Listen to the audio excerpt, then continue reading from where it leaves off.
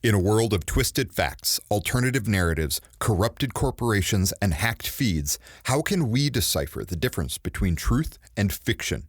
It's time to take back the truth. Read Robert Kiyosaki's Fake and learn the signs to recognize fake money, fake teachers, and fake assets. Determine what's real in a world where falsehoods are a weapon. Don't let fake advice destroy your financial future. Visit therealkiyosaki.com to read Fake by Robert Kiyosaki. That's therealkiyosaki.com. This is the Rich Dad Radio Show. The good news and bad news about money. Here's Robert Kiyosaki. Hello. This is Robert Kiyosaki, the Rich Dad Radio Show, the good news and bad news about money. So the theme of today's Rich Dad Radio Show, I'll start with this before I get to it. Have you ever had anybody stab you in the back? Have you ever had a friend you trusted screw you over? Have you ever had somebody run off with your boyfriend or girlfriend? Or have you had a boyfriend or girlfriend run off with somebody else? You ever had those experiences? So that's kind of the theme of today's show because, or let me ask you this, how many have ever been accused of something you haven't done? How many people said, he did that, and you know you haven't, but you have to defend yourself. But today, everybody is accusing everybody of things, and you don't really know what's a real accusation or a fake accusation. So today's program is about addiction. Now, everybody says, well, I don't have any addictions. More specifically, our today's program is about opioid addiction. Oh, no, I don't want to listen to this program because I don't have an opioid addiction. You know, my kids don't have any addictions. And that's called denial. You know, denial is not a river in Egypt. Because today's program, you're going to find out, even if you don't have an opioid addiction, we all have some kind of addiction. And the big picture on addiction, it's also called self-sabotage. I mean, how many of you stab yourself in the back? How many of you say things like, okay, I'm going to go on a diet today, and then a day later, you're back off of it again? Or how many of you say, well, I'm going to make more money, but you do nothing? Those are addictions. You see, when I look at people who are poor, they're addicted to something. And unless that addiction is addressed, the poverty continues. The same as being a middle-class person, you know, stuck in this job you hate and all this. That's an addiction. There's a deep, deep mental, emotional, spiritual, and physical addiction in there. So today we're talking about self-sabotage and addiction, but it's going to look like we're talking about opioid addiction because it's an epidemic across the United States and the world today, and heroin. But also so is suicide and addiction. Between certain age groups, I think 15 to 20, suicide rate is up 40%, something like that. That's an addiction. You have really famous people whose lives seem to be working, like Anthony Bourdain, and I would love to have his job, you know, travel the world eating. But he kills himself. So what's going on, sports fans? That's what today's program is about. So today, our special guest is Rich Dad Advisor Josh Lannon.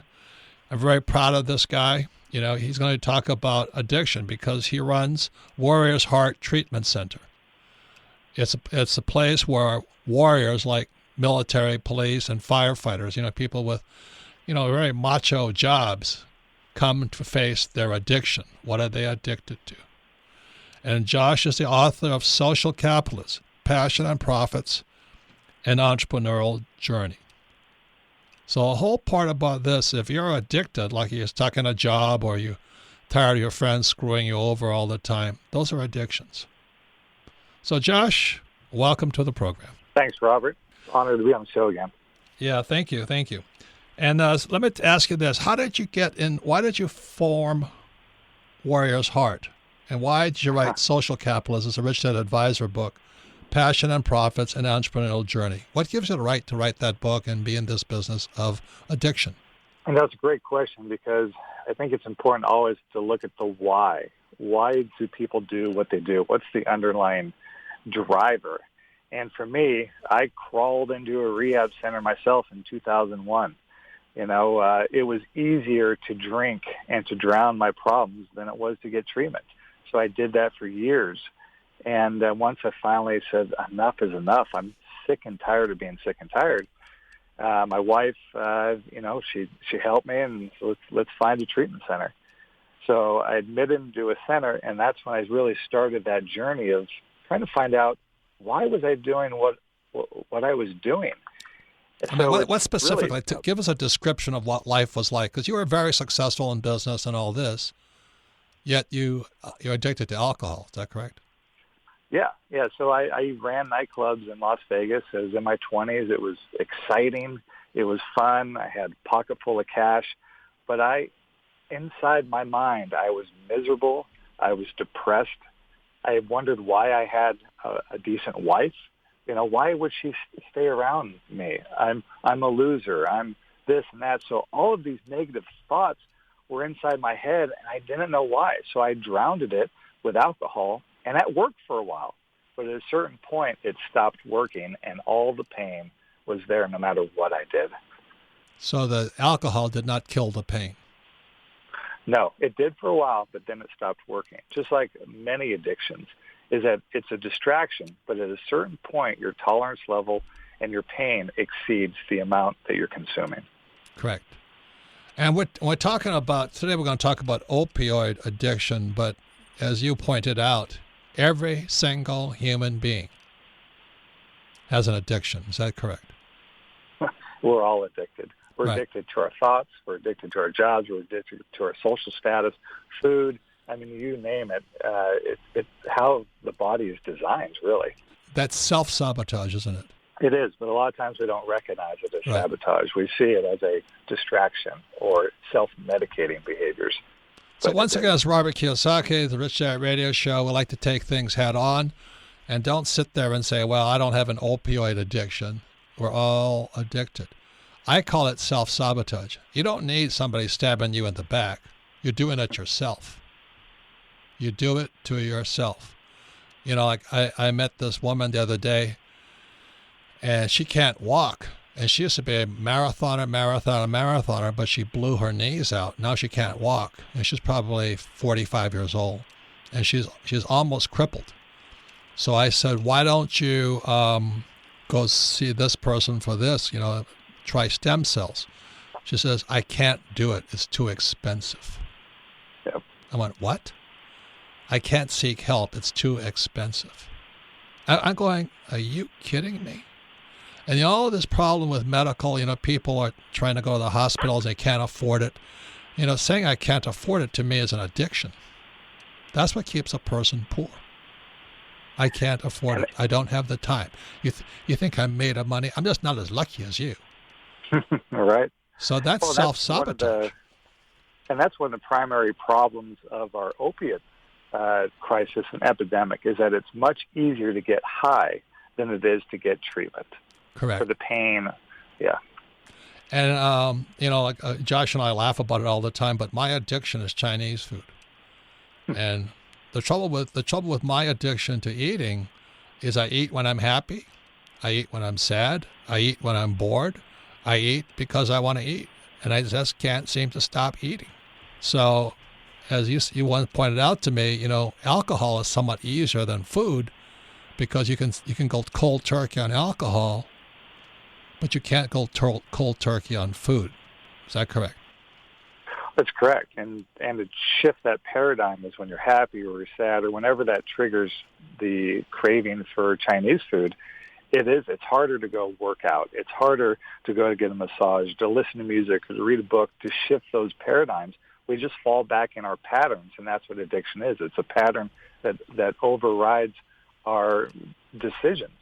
We become, it's like an autopilot. Right. So when I was happy, I'd eat. And then I get unhappy because I feel fat and ugly and horrible. So I feel fat, horrible, and ugly, so I eat. Mm-hmm. There goes that addiction spiral. Yeah. And then, should I go to the gym? No, I'm too full. Right. So anyway, for all of you out there say, well, I don't have any addictions, this is your program. Because if you're self-sabotaging, if you're stabbing yourself in the back, then you have an addiction. And if you say you don't have that, then right now maybe you should be walking on water. Because if you don't take a look at it, you're addicted. So Josh, tell us about this opioid epidemic. What do you know about it? So this is my thoughts on it. It started in the 90s where doctors, more and more patients were complaining about chronic pain. And the doctors are risk adverse. They didn't want to get sued. And more malpractice lawsuits started to come into play in the 90s. So the pharmaceutical companies had a great answer for them. Let's give them opiates. Let's give them, Vicodin and Oxycontin and oxycodone and morphine and fentanyl, these synthetic drugs that take the pain away. So you have a patient that comes in and says, I have chronic pain, I have pain in my legs, my joints. How can you really know if that person is telling you the truth? At what scale from 1 to 10? One person might be a 3, another person a 7. So the safer bet to do is to write a prescription for, opiate. But they didn't realize how dangerous and addictive it really was. So now you have all of these doctors with best intentions but wanting to be risk adverse from lawsuits prescribing these opiates.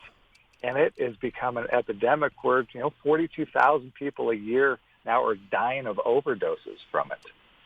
So how big is the opioid problem? 100 million people are on opiates. I mean, I think they said that there's been prescribed in 1 year a bottle of opiates per every American. And aren't there now criminal operations where they just pump out prescriptions for a fee?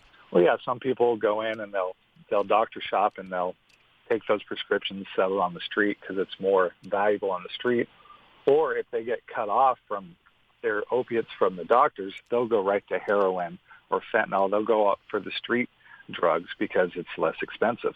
So you have this vicious cycle that's happening.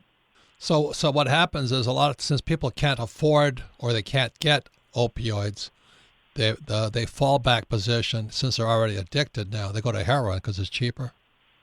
That's right. And again, it's easier to get high than it is to get treatment. So if I have chronic pain, you're telling me I have to do massage and acupuncture and yoga, that's a pain. That's a pain in the ass. It's easier to get, get high, get opium. But if that runs out, then it's more tempting than to go into the street drugs and the heroin because you haven't addressed the issue, the core issue. So all of us have that addiction, and once that is triggered, it's hard to get off of it. It is. It's that downward spiral, like you're saying, with the Chinese food. Right. You use it, you get more depressed, and it just spirals and spirals. So coming up, we get back to a Rich Dad Radio Show more with Josh Lannon, and it's about opioid addiction and all this and the epidemic it is, but I think it's an epidemic of unhappiness. It's just unhappy. So in very simplistic forms, I'm not a therapist and all that. And so what happens is one of the reasons people are unhappy is they self-sabotage. They stab themselves in the back. They stay at a job they hate. They don't make enough money.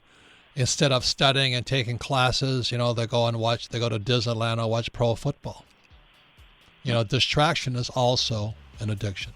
So when we come back, we're going more into how you can succeed and work against the addiction of self-sabotage. You're listening to the Rich Dad Radio Show with Robert Kiyosaki.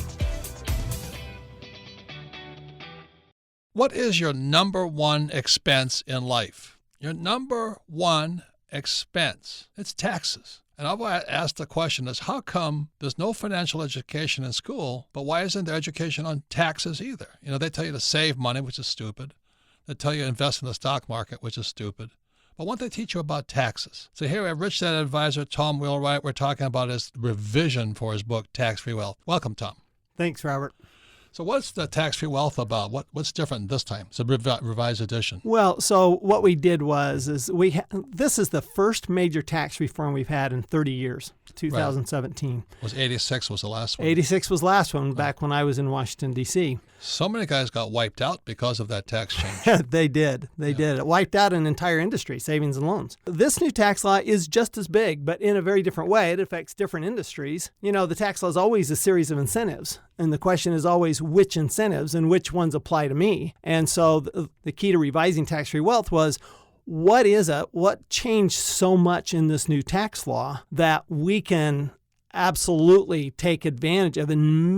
Seriously, the amazing incentives. For example, the bonus depreciation, for example, for real estate is unbelievable. You buy a $1 million apartment, get a $300,000 deduction or more the very first year. So if you want to make more money and pay less taxes like Donald Trump and myself, get Tom's book, Tax-Free Wealth. Don't be like Charlie. Charlie is that do-it-yourselfer who does himself in. Do-it-yourself is good for tile and grout. It is not good for asset protection. Charlie thought he'd save a few dollars forming his LLC online. With no guidance, he did it wrong. When he sold the property, he lost thousands and thousands of dollars. He did himself in by trying to do it himself. Don't burn yourself. Use Corporate Direct to set up and maintain your LLCs and corporations. Corporate Direct is owned and operated by attorney and rich dad advisor Garrett Sutton. Garrett wrote the bestsellers Loopholes of Real Estate and Start Your Own Corporation. He is Robert Kiyosaki's attorney for asset protection. He and his team will do it right. Visit them at corporatedirect.com or call 800-600-1760. Mention Rich Dad and receive $100 off your formation fee. That's corporatedirect.com. corporatedirect.com. It pays to listen. Now back to Robert Kiyosaki and the Rich Dad Radio Show. Welcome back, Robert Kiyosaki, the Rich Dad Radio Show, the good news and bad news about money. And today's program is about self-sabotage. You don't have to have somebody shoot you down. Every day, most of us get to work and stab ourselves in the back or shoot ourselves in the foot because we're all addicted to something. So today's is about how do you stop self-sabotaging your success, your wealth, but most importantly, your happiness. Because I think the reason people get addicted is, at the very simplistic level, they're unhappy. So they want to get high. So you can listen to the Rich Dad program anytime, anywhere on Rich Dad Radio, on iTunes or Android, and all of our programs are archived at richdadradio.com. We archive them for several reasons. One of them is so you can listen to this program again, because if you want to minimize your self-sabotage or even get rid of it, this is the program to listen to again and again and again. But also, very importantly, is have friends, family, and business associates listen to this program and discuss it. Because let me tell you, we're going to go into a little later in this program. There's self-sabotage going in amongst your friends, family, and business associates. So our guest today is Josh Lannon. He's Rich Dad Advisor, co-founder of Warriors Heart Treatment Center, author of the Rich Dad Advisor book, The Social Capitalist, how you take your passion and profits on an entrepreneurial journey. So what Josh basically did, he took his addiction and turned it into a business of curing other addicts. And Josh's website, if you have somebody who would like to find out more about what Josh's work is, his website is warriorsheart.com, one word. So Josh, would you quickly explain what Warriors Heart does and how you address, and then, why do you specialize in firefighters, police officers, military? That's why it's called Warriors. You bet. Absolutely. So at first it starts with the suicide rates, because we talked about, distractions and depression, and, suicide has been going up for the last 20 years, 30% consistently. So I think there's 45,000 people that have committed suicide. So if you start diving into it, well, why? Why are we so unhappy? Why are we distracting and self-medicating ourselves so much? 80% of those that have committed suicide had substances in their body. So they were either drunk or high when they did those final acts. So that was really aha for us. So wait a minute. There was just on CBS News about this young girl, class valedictorian, future was bright, and everything was going, no problems and all this, but she jumped off a bridge. Are you saying she was already on something? it's a high probability that she was on either some sort of psychotropic meds for depression, anxiety. Yes, she was on something, or she was on some sort of controlled substance. Don't know. But the stats say that 80% of the people that do commit suicide were high or drunk when they do it. It's mind-boggling to me. Because So they that's just where we want to look. stay up, and they're tired of being self-sabotaged and being pulled down. Yeah, they're self-medicating from mental health problems, past traumas, economic despair. Whatever it is they want to, like you said, distract or disconnect from it. So let me just give you my own personal story here. You know, people say, well, when I'm rich, I'll be happy. Guess what? Not true. Mm-hmm. When I'm successful, I'll be happy. Guess what? Not true. Because you're looking for an outside stimulus to make you happy. And then when I'm down at the bottom and flat broke, once more the addiction kicks in. So, okay, I got to get happy, and I got to get successful and all this again. So I work my way up. I hit the top. And then depression sets in because, God, I made it. You know, I remember thinking, well, when I become a millionaire, I'll be happy. Guess what? I wasn't happy because I was unhappy anyway. Well, guess what? You know, like when I have my new Ferrari, then I'll be happy. And then a new model comes out, so I think a new model will make me happy. Now I have Rolls Royces, Ferraris, and all that. And at the core, I still wasn't happy. So that's what we're talking about here. That's an addiction. That success, money, and material wealth will not fix your addiction. Is that correct, Josh? That's correct. What we need is meaningful work. You know, in the American culture, we're so divided on individualism. You know, the way how we live and work, and everything is divided. They rip us apart and have us be an individual, being that we're I think at a core level, we're supposed to be in a community, a tribe. We're supposed to work together, cooperate together, do things together. But instead, everything is competing individually. So I'm comparing myself to you. You know, you say you have a Ferrari to go. Oh, I don't have a Ferrari. I must suck. My self-worth is less. So it's this cycle of tearing people up, and it happens in school. That's where it starts. And that was a book we studied, Big Potential by Sean Achor. Get the book, SEAN. Great book. Achor, ACHOR. He talks about why suicide is going up amongst kids, because the pressure to succeed plus the sabotage of social media is just ripping them to shreds. They get ripped to shreds on social media. So even if they're happy and they're successful in school, they're bullying. There's horrible stuff going on social media. Any comments on that, Josh? Well, yeah. I mean, I have a 16-year-old daughter and a 12-year-old son, and the social media, the video taping, all that stuff that's happening, I would never survive as a kid. You know? Nope. It would be very difficult.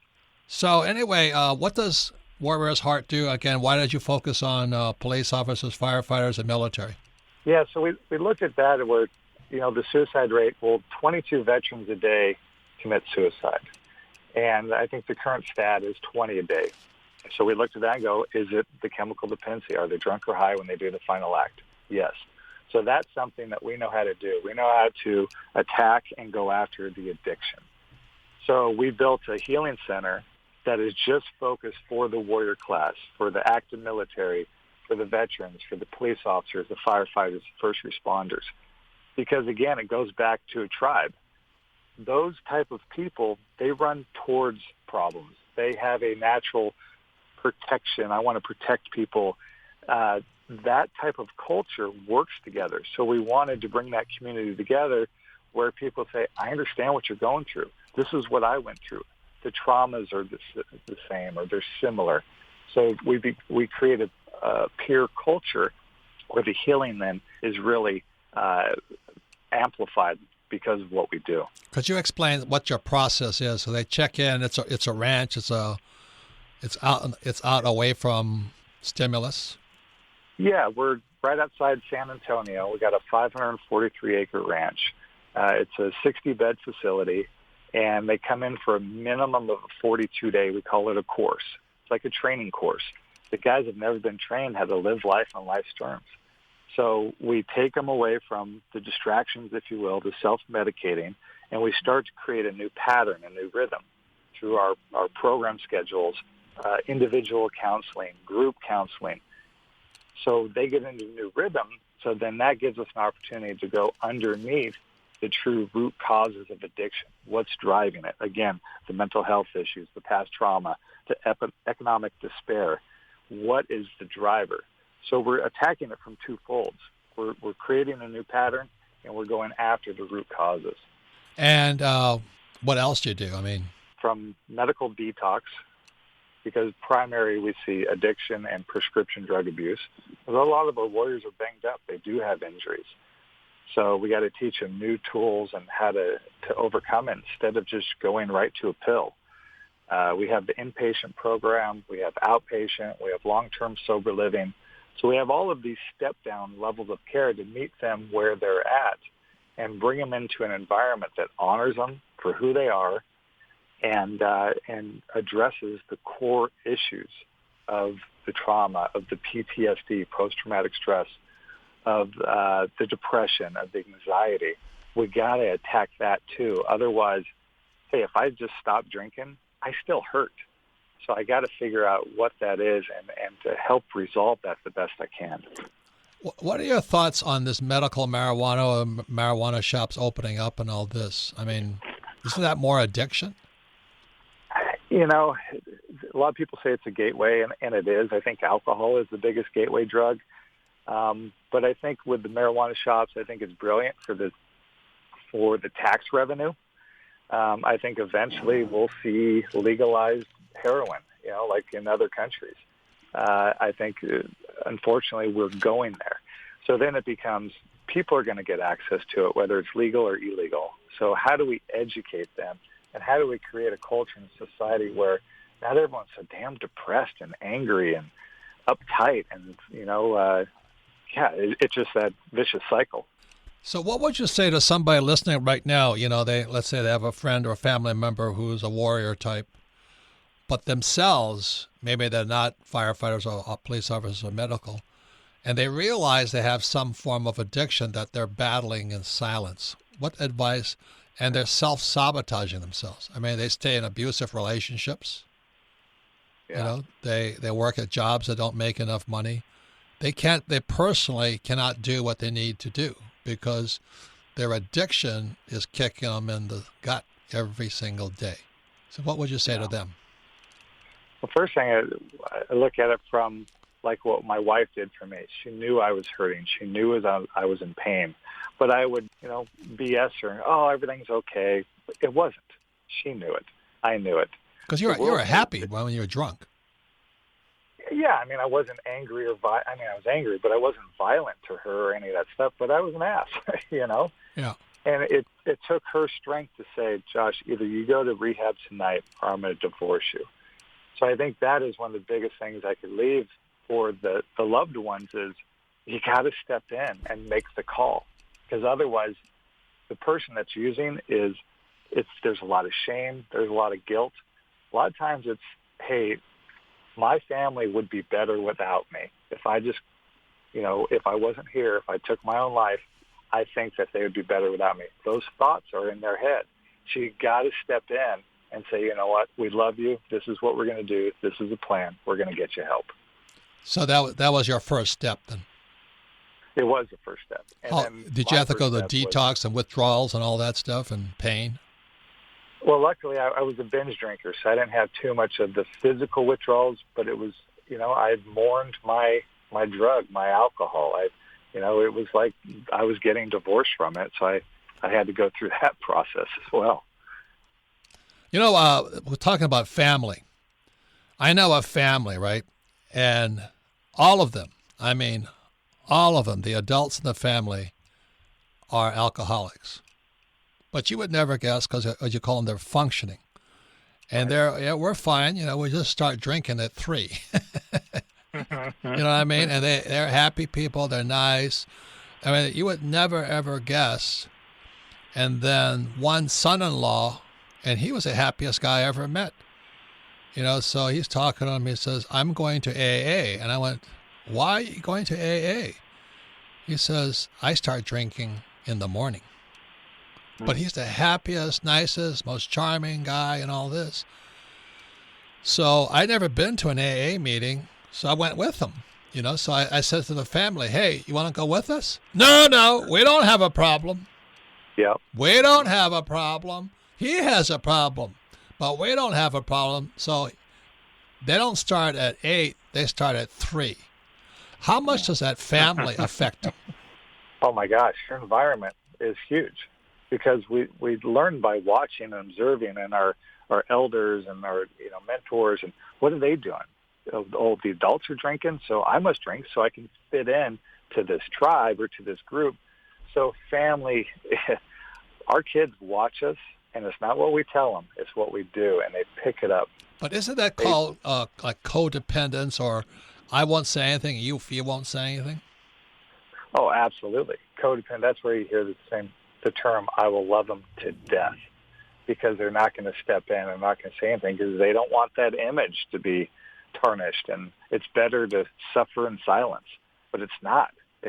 There's so many people that are suffering from unhappy jobs to addiction to marriages.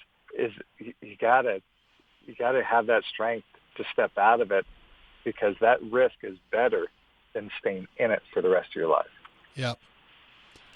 Over there, they have a bar in the house, right? They all have bars in their houses. And one of the families, the father has a clock or some kind of clock or something that says, happy hour starts at 5, and then the clock has only 5s on it. Right. Somewhere in the world, it's 5 o'clock is a saying or something. All justification. Yeah. Yeah, he built his environment so it justifies his behavior. And people go, oh, yeah, that's funny. It's like, yeah, man, that's not cool. Look what your kids are doing. And now they're, going to AA meetings, and they're struggling, and do you still think it's funny? Yeah. Yeah. So the one is a brother-in-law who's married to one of their daughters, and they're all happy people. Mm-hmm. And he's still happy. I mean, he went on, he faced it. It took him like 4 or 5 years, and now he does sort of the same thing you do. He counsels people through the process. So that's giving great. back, right? It is, and that becomes the full circle is, what we've gained, this knowledge, this information, we got to give it back. Otherwise, we're selfish. Yeah. Just like you teaching financial education. That's generous. Yeah. That's what we're supposed to do. Yeah. So once again, I mean, he's clean, he's happy, but to the rest of the family, good thing it was his problem, not theirs. That's called denial. So everybody has some kind of self-sabotage addiction, and please, if you have a chance, read The Social Capitalist, Passion and Profits, an Entrepreneurial Journey by Josh and Lisa Lannon, Lannon. So when we come back, we'll be going to Ask Robert, our most popular part of the program. So Josh has generously agreed to stay on for the Ask Robert portion of this Rich Dad radio show. You're listening to the Rich Dad Radio Show with Robert Kiyosaki. Don't be like Charlie. Charlie is that do-it-yourselfer who does himself in. Do-it-yourself is good for tile and grout. It is not good for asset protection. Charlie thought he'd save a few dollars forming his LLC online. With no guidance, he did it wrong. When he sold the property, he lost thousands and thousands of dollars. He did himself in by trying to do it himself. Don't burn yourself. Use Corporate Direct to set up and maintain your LLCs and corporations. Corporate Direct is owned and operated by attorney and rich dad advisor Garrett Sutton. Garrett wrote the bestsellers Loopholes of Real Estate and Start Your Own Corporation. He is Robert Kiyosaki's attorney for asset protection. He and his team will do it right. Visit them at corporatedirect.com or call 800-600-1760. Mention Rich Dad and receive $100 off your formation fee. That's corporatedirect.com. corporatedirect.com. Financial freedom begins with financial education. Now back to Robert Kiyosaki and the Rich Dad Radio Show. Welcome back, Robert Kiyosaki, the Rich Dad Radio Show, the good news and bad news about money. So today's program is about sabotage. Have you ever had anybody stab you in the back? Have you ever had somebody you trusted screw you? Or how many of you have screwed somebody else? So today's program is about addiction, but more self-sabotage, because that's what addictions do. For example, Most people say, I'm going to go on a diet, I'm going to lose 20 pounds, and then by lunchtime, they're back at the cheeseburger. That's an addiction. That's unhappiness driving them. So it's a very important program, even though, we're talking about the opioid addiction because it's massive right now, spreading. But it's more than opioids. We're all addicted to something. And a lot of it, as I can attest to you, I was driven by if I make $1 million, then I'd be happy. And I made the $1 million, I still wasn't happy. When I've now had, I think, 5 Ferraris, the Lamborghinis, Bentleys, Rolls Royces. And I always thought, well, if I get that, then I'll be happy. And I'm only finally now realizing that it's unhappiness that's driving me. Now, it's a good thing about it because I got a lot done.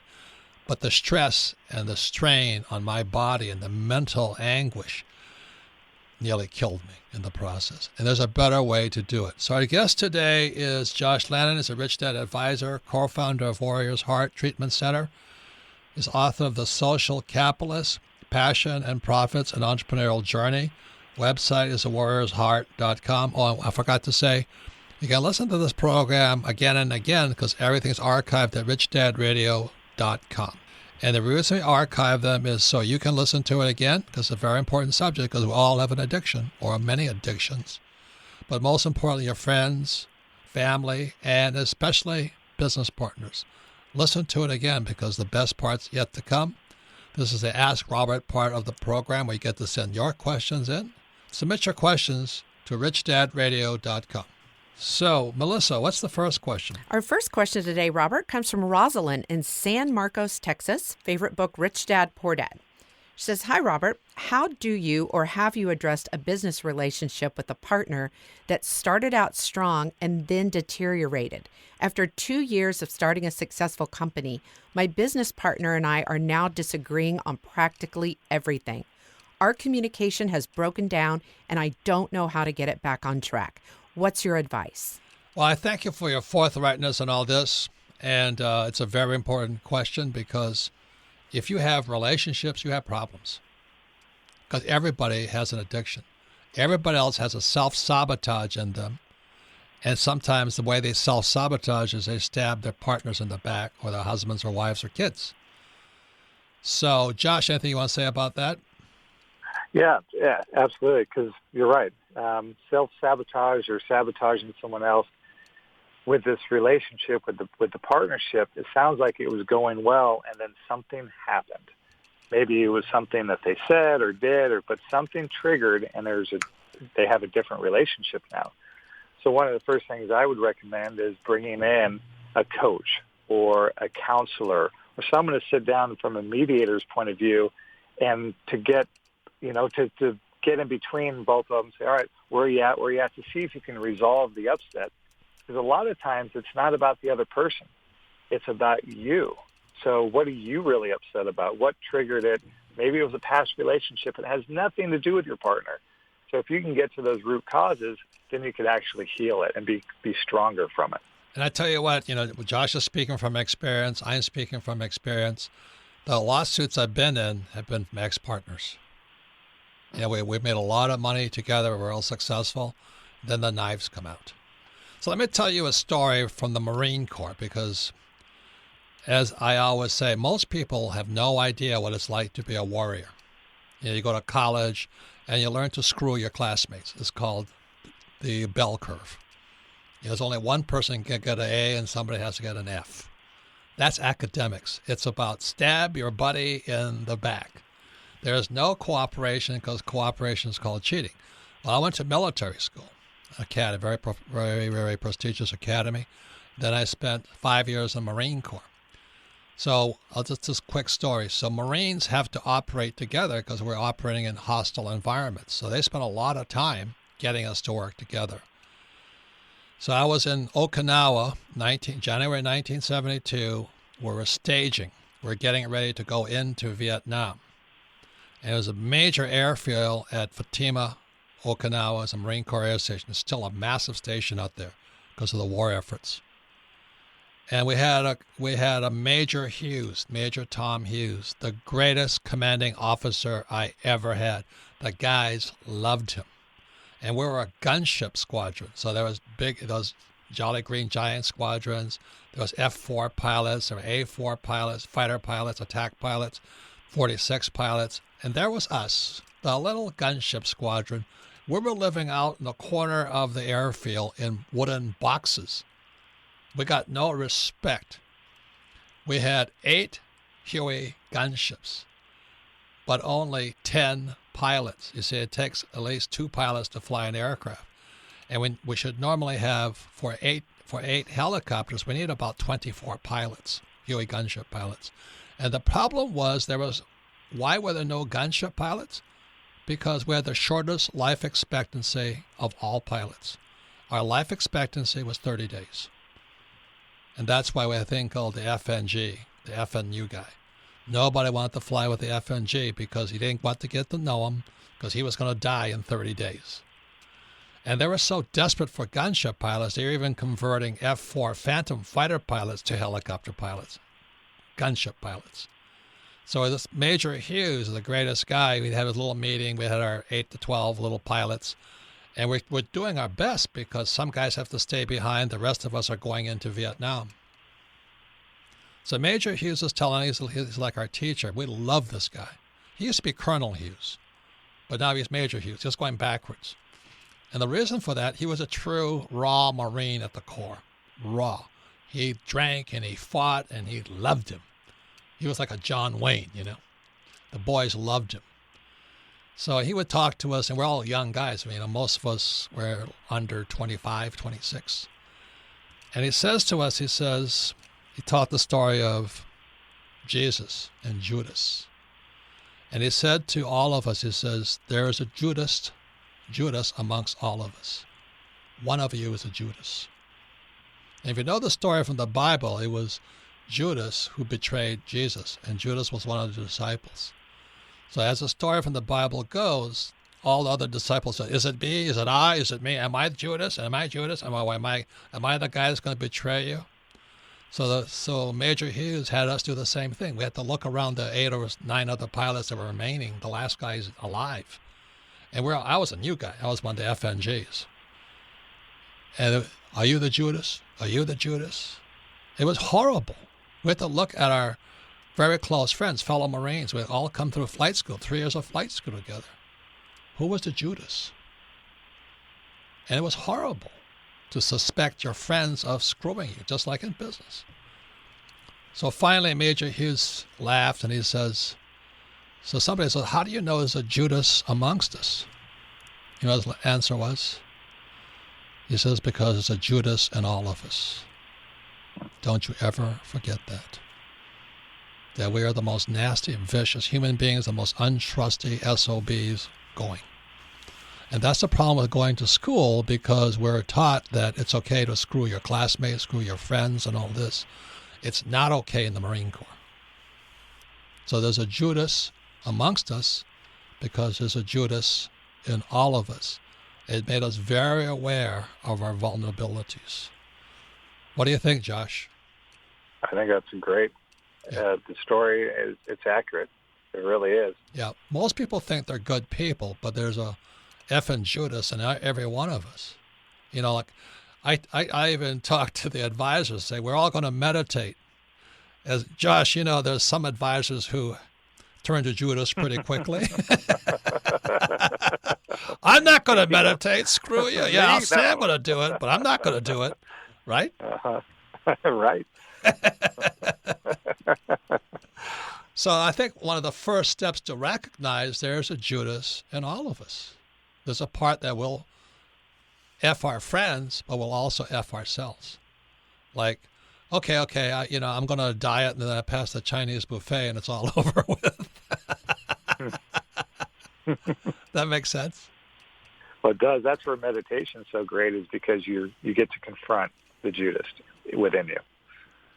Well, that little voice starts up. Yeah. So all of the advisors, we've now been meditating together for about 2 years, and there's a couple of guys struggling, right, Josh? Oh, yeah. I mean, we all do from time to time, but to sit with yourself, it can be difficult, but it can also be the most rewarding, too. So, Melissa, what's the next question? Our next question comes from Robert in Bakersfield, California. Favorite book, Rich Dad, Poor Dad. He says, how do you stay calm in the often stressful world of investing and running multiple businesses? Well, the reason I had open heart surgery was I don't do well with it. In my drive to be successful, I ate, I drank, I lived in high stress. I didn't eat breakfast. I would have about 10 cups of coffee to get started. And at night, I'd have 5 vodkas to slow down. I was yelling and screaming, but the money kept coming in. And until I met Dr. Radha Gopalan, he's my medical doctor, he's a heart transplant surgeon. He wrote the book, A Second Opinion, because not only is he a cardiologist, but he's also an acupuncturist and meditator.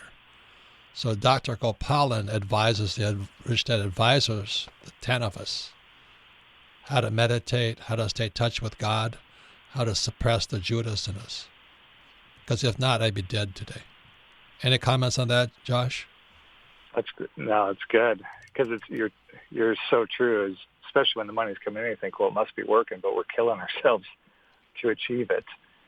And for me is, I love the martial arts, and one of the reasons for that is because I really don't know who I am until I'm under the extreme pressure. Right. It's like, who's going to come out today? We talked about, is it going to be the hero or is it going to be the wimp? Is it going to be Rambo or Pee Wee Herman? Right. And with Brazilian, I'm studying now Brazilian jiu-jitsu, so that's grappling on the ground. So like wrestling, but more complicated.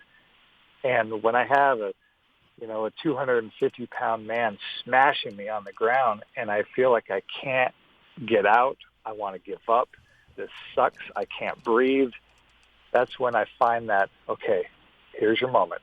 Calm down, breathe, you're okay. And that type of training for me helps me in business. So I try to find that in martial arts, I find it working out, I find it in different venues where when all that stress is there, it's like, just breathe. You're okay. So then that's training. So then in business, I'm like, all right, here it is. Just relax, breathe. You'll get through this. And it doesn't always go the way I want it to, but at least I have a moment to calm my mind down, settle my body down, and still deal with what's in front of me. Yeah, it's the same thing I do. You have to go to that calm, still space. That's almost impossible. So that's why Radha is kind of our advisor to the advisors. There's 2 books I recommend people read if you really want to be an entrepreneur. I just want to get along and survive amongst Judases amongst you. One is called The Rules of a Knight, written by Ethan Hawke, the actor. All the advisors read that book. It's a fantastic book. It's about the code of honor among warriors. Because as you know, the people that come out of school are effing wimps. They cry, they moan, they bitch, and all this stuff, You hurt my feelings. I don't know what's wrong with this next generation, but we're in trouble. At the same time, we have some of the best fighting forces in the world today. They got better and better and better. 4 or 5 deployments now. I only went through 1. So one is Ethan Hawke, The Rules for a Night, and the second one is The Power of Now by Eckhart Tolle, Tolle. That book has really, really changed my personal life over the last year because I had to deal with me. I had to deal with the saboteur in me. I had to deal with the person that attacked my friends and family, the Judas in me. So that saying that we have amongst the advisors, for things to change, first I must change. So all these people want to change the world. Hey, don't worry about the world. The world's screwed up. You got to change yourself first. So that's why it's meditation. We study together, read books together. We have a code of honor among advisors. I mean, it's as tight a group as it gets. Is that correct, Josh? It is. So that goes back to the opiate epidemic and stuff. It's easier to take a drug or to distract you, to stay in a job that you don't like, to stay in a dysfunctional marriage than it is to heal, to get treatment, to push yourself, to grow. But it's worth it if you take that leap of faith and go for it. Well, the 2 books that we studied as advisors, the last one was Big Potential. It's how schools mess us up. Schools are the most dysfunctional place going. Horrible places. God almighty. And the second book, like I said, we're studying Eckhart Tolle's book, The Power of Now. It's how to end the self-sabotage in you, but how you stop sabotaging everybody else. So once again, I want to thank Josh Lannon. His book is The Social Capitalist, Passion and Profits, an Entrepreneurial Journey. His website is warriorsheart.com. Please contact him if you have a warrior. Not one of these wimpy college kids. And Thanks, Robert. you really can't deal with them. I've tried. They have a different paradigm. That's okay to be a wimp. Well, as a former Marine, that is not okay with me. Right, Josh? It's not. And you got to be smacked around a few times before you grow up. Yeah. And I don't think they have. They haven't really been smacked around. But, of course, Josh, that's so unpolitically correct. You can't say that. You're supposed to give them roses and a trophy for just being a kid. And a safe place. Yeah. So once again, I want to thank you all. You can submit your questions for Ask Robert at richdadradio.com. And Josh, thanks for your contribution to the world of sanity. Thank you. Appreciate it, Robert. Okay, and thank you all for listening.